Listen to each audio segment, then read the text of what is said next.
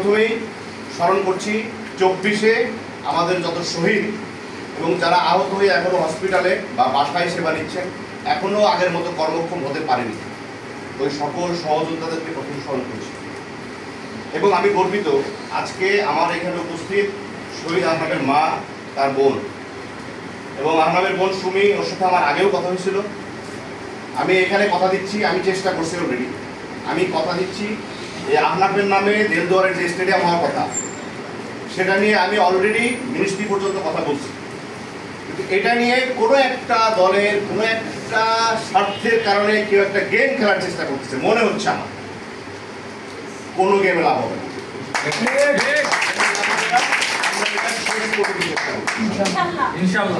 এবং আর একটা দাবি উঠছে দেলদুয়ারের আতিয়া মসজিদ, যার ছবি 10 টাকার নোটে ছিল, এটা আমরা সবাই জানি।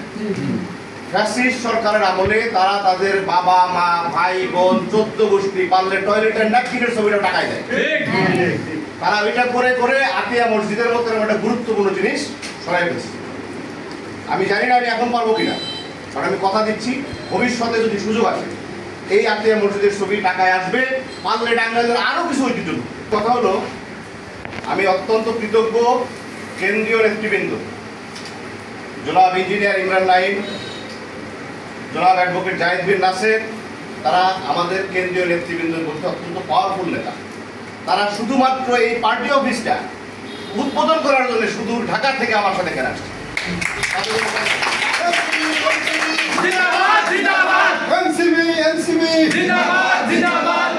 তার মানে একটা রাজনৈতিক দলের প্রতি তার কেন্দ্রীয় নেতৃবৃন্দের কোন পর্যায়ের টান থাকলে একটা উপজেলা পর্যায়ের অফিস উদ্বোধন করার জন্য কষ্ট করে এত দূর আসতে পারে। তো আমরা তাদের প্রতি কৃতজ্ঞ, টাঙ্গাইলবাসী কৃতজ্ঞ। নেক্সট হচ্ছে যে আমরা এই টাঙ্গাইলে যেইভাবে এনসিপিটাকে তৈরি করতে চাই সেইভাবে আসলে তৈরি এখনো করা হয় নাই, সেই পথে আমরা যাচ্ছি। সেই পথে আমি চাই না তথাকথিত অন্য রাজনৈতিক দলের মতো নিজেদের মধ্যে কোনো ধরনের কোনো কাদা চোরাচুরি, নিজেদের মধ্যে লাইন মারামারি, নিজেদের মধ্যে শয়তানি করে একজনের পেছনে ফেলে এই করতে গিয়ে যদি দল ক্ষতিগ্রস্ত হয়, পরিষ্কার বলে দিচ্ছি ওই নেতা আমার দরকার নাই। পরিষ্কার, দুষ্ট করছে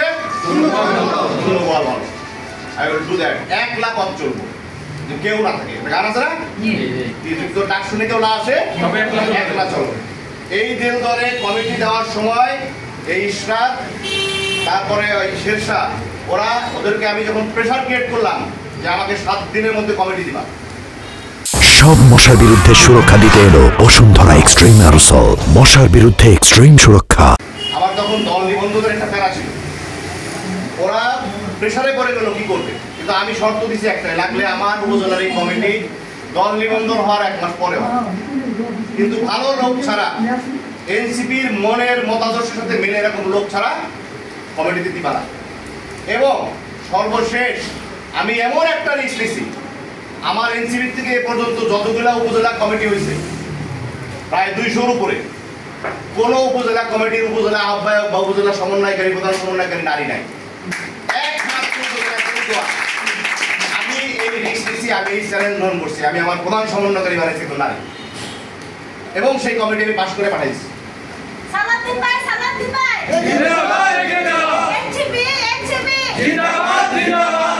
এবং আমি আজকে যেটা বুঝলাম, ইশরাক, শেরশাহ বা আপনারা যারা পরামর্শ দিচ্ছেন, আপনারা ভুল করেন না।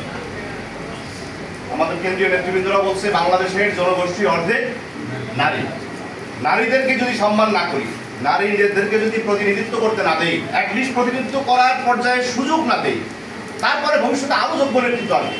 একসময় আমার চেয়ে যোগ্য নেতা আসবে, আমি চেয়ার ছেড়ে দেবো, সে আমার টাকায় বলবে।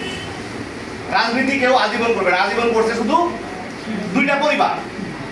আমরা আজীবন রাজনীতি করার পক্ষে না। ফিরোজ ভাই বলছেন যে আমাদের সম্মানিত আহ্বায়ক, তাকে পুরা কেন্দ্রীয় কমিটি আমরা সবাই ভোট দিয়ে বলছি 3 বার থাকবে। উনি নিজে বলছেন আমি যদি 3 বার থাকি, আরো যারা যোগ্য আছে ওর মেধা বিকাশ করার সুযোগটা অনেক পরে পাবে, ততদিন ওর লাইফ সেট হয়ে যাবে। আমি 2 বার চাই, 2 বারের বেশি আমি থাকবো না। তার মানে আপনারা কোন দলের নেতা কর্মী গর্ববোধ করেন, তারা চায় না। আমিও ঠিক তাই বলছি, আমি যে এখান থেকে এমপি ইলেকশন করতেই হবে, আমাকে এমপি হতেই হবে, আমার কিন্তু এই খাইস নেই। আমি খোলা মনে এখন বলছি, আমি চাই দেশটা পরিবর্তন হোক, আমি চাই দেশের এই ক্ষমতা দেশের সাধারণ জনগণের কাছে আসুক। সেটার জন্য আন্দোলন, সংগ্রাম, মেধা, মরণ দিয়ে ভূমিকা রাখতে চাই। আমি এটাও বলে দিচ্ছি, আগামী দিনে এমন সময় আসতেছে মানুষ এমপি হইতে চাবে না, বলে দিচ্ছি। কারণ এমপি হইলে তথাকথিত যে মধু ছিল, যে সুশুরানি ছিল, ওয়া থাকবে না। পলিসি অনেক আসতেছে, আরো অনেক পলিসি চেঞ্জ হবে। লাস্টে কে একজন এমপি হয়ে দেখবে জীবনের সবচেয়ে বড় উল্টা আমিই করছি, মধু থাকবে না, দুর্নীতি করার জায়গা। এটা অনেক বাইন্ডিংস এর মধ্যে দিয়ে দেওয়া হবে। তো সেই বাইন্ডিংসে থাকলে হবে কি, আমার একটা ইউনিয়ন চেয়ারম্যান সেও তার পাওয়ার এনজয় করবে, আমার উপজেলা চেয়ারম্যান সে তার পাওয়ার এনজয় করবে, আমার পৌরসভা যদি এখানে করতে পারি সেই মেয়র সে পাওয়ার এনজয় করবে। প্রত্যেককে যার যার লেভেল একটা ফ্রিডম দিয়ে দেওয়া হবে। সকল জায়গায় একচ্ছত্র হস্তক্ষেপ এমপি সাহেবের এ চলবে না।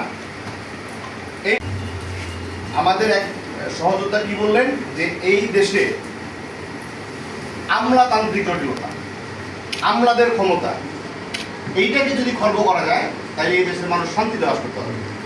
জনগণের ক্ষমতা জনগণের কাছে ফিরে আসবে। আজাদ খান ভাসানী বলছে জনগণের ক্ষমতা জনগণের কাছে ফিরিয়ে দেওয়ার জন্যই আমরা এনসিপি তৈরি করছি। জনগণের ক্ষমতা গত 17 বছর ছিল একটা পরিবারের কাছে আর আমলাদের কাছে, আর একটা বাহিনীকে পুলিশের কাছে। পুলিশ যাকে যা খুশি তাই করতে পারে, জবাব দিতে চাওয়ার কোনো রাস্তা ছিল না।